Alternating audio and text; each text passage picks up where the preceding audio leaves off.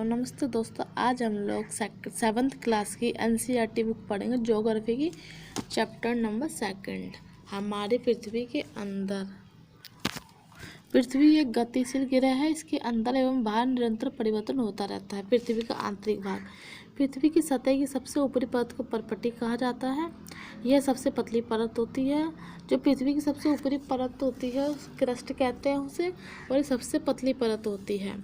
यह महाद्वीपीय संहति में 35 किलोमीटर है एवं समुद्री सतह पर 5 किलोमीटर तक है। महाद्वीपीय संहति मुख्य रूप से सिलिका एवं एल्यूमिनियम जैसे खनिजों से बनी है, इसलिए इसे सिलिका और एल्यूमिनियम कहा जाता है। महासागरीय परपटी मुख्यतः सिलिका एवं मैग्नीशियम की बनी है। जो महासागर है उसकी जो क्रस्ट है वो मुख्यतः सिलिका एवं मैग्नीशियम की बनी है, इसलिए इसे सिलिका प्लस मैग्नीशियम कहा जाता है। परपटी के ठीक नीचे मेंटल होता है जो 2900 किलोमीटर की गहराई तक फैला है। इसकी यह सबसे आंतरिक परत क्रोड है। जो परपट्टी के नीचे मेंटल होता है जो 2900 किलोमीटर तक की गहराई में फैला हुआ है, इसकी सबसे आंतरिक परत को क्रोड कहा जाता है। पृथ्वी की सबसे गहरी खान दक्षिण अफ्रीका में स्थित है तथा इसकी गहराई लगभग 4 किलोमीटर है, लेकिन तेल की खोज में इंजीनियर इसे 6 किलोमीटर तक खोज चुके हैं। जो पृथ्वी की सबसे गहरी खान है वो दक्षिण अफ्रीका में स्थित है। ये 4 किलोमीटर तक गहरी है, लेकिन इंजीनियर जो है तेल की खोज में 6 किलोमीटर तक खोज चुके हैं। अगर पृथ्वी के केंद्र तक पहुंचने के लिए अगर हम जो समुद्री सतह होती है उसको 6000 किलोमीटर तक खोदेंगे तब शायद जाके अंदर पहुंचे क्रस्ट के। ये देखिए, महासागरीय परपटी महाद्वीप आ जाएगा, महासागर आ जाएगा, फिर महाद्वीपीय परपटी आ जाएगा। देखिए, ये देखिए,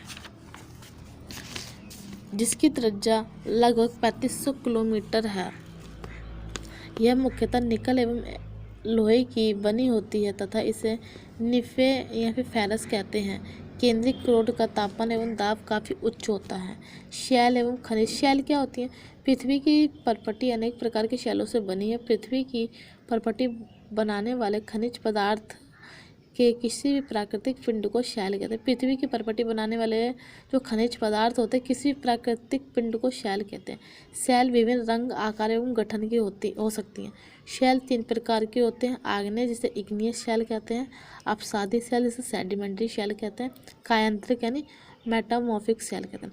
द्रवित मैग्मा ठंडा होकर ठोस हो जाता है, इस प्रकार बने शैल को आग्नेय शैल कहते हैं। जो पिघला हुआ मैग्मा होता है वो ठंडा होकर ठोस हो जाता है, इस प्रकार बने हुए शैल को प्राकृतिक शैल, आग्नेय शैल या फिर प्राथमिक शैल कहते हैं।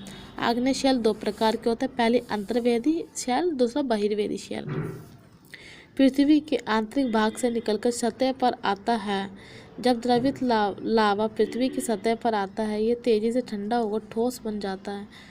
परपटी पर इस प्रकार से बने शैल को बहिर्वेदी आग्नेय शैल कहते हैं। इनकी संरचना बहुत महीन दानों वाली होती है। उदाहरण के लिए बेसाल्ट, ढक्कन का पठार बेसाल्ट शैलों से ही बना है। परपटी के अंदर जो पिघला हुआ मैग्मा होता है जब वो बाहर आके ठोस हो जाता है, इस प्रकार जो बनी शैलें होते हैं उसे बहिर्वेदी शैल कहते हैं। द्रवित मैग्मा कभी कभी भूपर्पटी के अंदर गहराई में ही ठंडा हो जाता है, इस प्रकार बने ठोस शैलों को अंतर्वेदी शैल कहते हैं। जो द्रवित मैग्मा होता है कभी कभार वो गहराई में ही अंदर जाकर ठंडा हो जाता है, जो इस प्रकार शैलें बनती है उसे अंतर्वेदी शैल कहते हैं, आग्नेय शैल कहते हैं। धीरे धीरे ठंडा होने के कारण ये बड़े दानों का रूप लेते हैं। ग्रेनाइट ऐसे ही शैल का एक उदाहरण है। लेई मसालों तथा दानों का चूर्ण बनाने के लिए जिन अपघर्षण पत्थरों का उपयोग करते हैं वे ग्रेनाइट से बने। मसाला पीसने के लिए हम जिस सिलबट्टे का उपयोग करते हैं वो ग्रेनाइट से बना है। शैल लुढ़ककर, चटककर तथा एक दूसरे से टकराकर छोटे छोटे टुकड़ों में टूट जाती है। इन छोटे कणों को अपशाद कहते हैं। जो शैलें होती हैं वो आपस में टकरा कर या फिर लुढ़क के छोटे छोटे टुकड़ों में टूट जाती है। इन्हीं छोटे कणों को अपशाद कहते हैं। यह अपशाद हवा, जल आदि के द्वारा एक स्थान से दूसरे स्थान पर पहुंचाकर जमा कर दिए जाते हैं। ये दृढ़ अपसाद दबकर एवं कठोर होकर शैल की परत बनाते हैं। इस प्रकार की शैल को अपसादी शैल कहते हैं। उदाहरण के लिए बलुआ पत्थर, रेत के दानों से बना। जो शैलें होती हैं आपस में टकरा के लुढ़क कर छोटे छोटे टुकड़ों में टूट जाती है। इससे ये हवा वगैरह हो गई, पानी हो गया, इसके साथ बह जाती हैं, फिर ये एक जगह इकट्ठे हो जाती है। इसे अपसादी शैल कहते हैं। शैल की परत बनाते हैं, इस प्रकार की शैलों को अपसादी शैल कहते हैं। एग्जाम्पल के लिए बलुआ पत्थर हो जाएगा, रेत के दानों आदि। इन शैलों में पौधों, जानवरों एवं अन्य सूक्ष्म जीवाणुओं जो कभी इन शैलों पर रहे हैं के जीवाश्म भी हो सकते हैं। आग्नेय एवं अपसादी शैल उच्च ताप तथा एवं दाब के कारण कायांतिक शैल में परिवर्तित हो जाती है। जो आग्नेय शैल है उच्च तापमान और दाब के कारण कायांतिक शैल में परिवर्तित हो जाती है। उदाहरण के चिकनी मिट्टी, स्लेट, चूना पत्थर, संगमरमर आदि। एक प्रकार की शैल चक्रीय तरीके से एक दूसरे में परिवर्तित हो जाते हैं। एक शैल से दूसरे शैल में परिवर्तन होने की प्रक्रिया को शैल चक्र कहा जाता है। तो एक शैल से दूसरे शैल में बदलना, इस ये प्रोसेस होता है, इसी प्रोसेस को शैल चक्र कहते हैं। द्रवित मैग्मा ठंडा होकर ठोस आग्नेय शैल बन जाता है। यह आग्नेय शैल छोटे छोटे टुकड़ों में टूटकर एक स्थान से दूसरे स्थान पर स्थानांतरित होकर अपसादी शैल का निर्माण करते हैं। तो द्रवित में पिघला हुआ जो मैग्मा होता है वो ठंडा होकर ठोस आग्नेय शैल बनाता है। यह आग्नेय शैल छोटे छोटे टुकड़ों में टूटकर एक स्थान से दूसरे स्थान पर चली जाती है, स्थानांतरित हो जाती हैं। अपसादी शैल यही अपसादी शैल का निर्माण करती हैं। ताप एवं दाब के कारण यह आग्नेय एवं अपसादी शैल कायांतिक शैल में बदल जाती है। तापमान और दाब के कारण ये जो अपसादी और आग्नेय शैल कायांतिक शैल में बदल जाती है।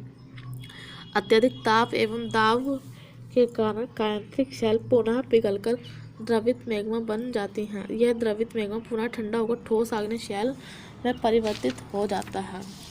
शैल विभिन्न खनिजों से बनी होती है। खनिज प्राकृतिक रूप में पाए जाने वाले पदार्थ होते हैं जिनका निश्चित भौतिक गुणधर्म एवं निश्चित रासायनिक मिश्रण होता है। खनिज मानव जाति के लिए बहुत महत्वपूर्ण है। कुछ का उपयोग ईंधन की तरह होता है, जैसे कोयला, प्राकृतिक गैस, पेट्रोलियम। इनका उपयोग औद्योगिक औषधियों एवं उर्वरक में होता है, जैसे लोहा, एल्यूमीनियम, सोना, यूरेनियम आदि। पृथ्वी के आयतन का केवल 1% भाग ही पृथ्वी के आयतन का केवल 1% जो हिस्सा है वो पर्पटी है, और 84% जो भाग है वो मेटल है। बाकी 15% हिस्सा जो है वो क्रोड है, और जो पृथ्वी की त्रिज्या है वो 6371 किलोमीटर है। इग्नियस ये लैटिन भाषा का शब्द है जिसका अर्थ होता है अग्नि। सेडिमेंट्री ये भी लैटिन भाषा का शब्द है जिसका अर्थ होता है स्थिर। मेटामॉर्फिक ये भी ग्रीक भाषा का शब्द है जिसका अर्थ होता है परिवर्तन, रूप में परिवर्तन। जीवाश्म शैलों की परतों में दबे मृत पौधों एवं जंतुओं के अवशेषों को जीवाश्म कहते हैं। तो जो शैलों की जो परतों में दबे हुए जो मृत पौधे होते हैं, जंतु होते हैं, उन्हीं के अवशेषों को जीवाश्म कहते हैं।